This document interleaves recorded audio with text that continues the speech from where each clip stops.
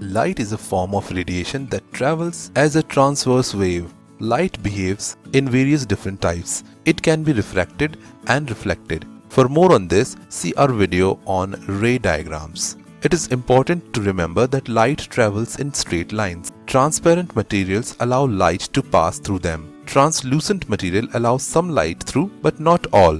And opaque objects don't let any light pass through, and so they cause shadows. A shadow is an area where there is no light. Shadow have two regions within them, the umbra and the penumbra. The umbra of a shadow is the center and the darkest part of the shadow. The penumbra is the extended part of the shadow that is slightly lighter than the umbra. The size of the umbra and penumbra depend on the size of the object and also the position of the object relative to the light source. Think of shadow puppets. If the light is closer to your hands, the shadow becomes bigger. During a solar eclipse, the moon passes between the sun and the earth.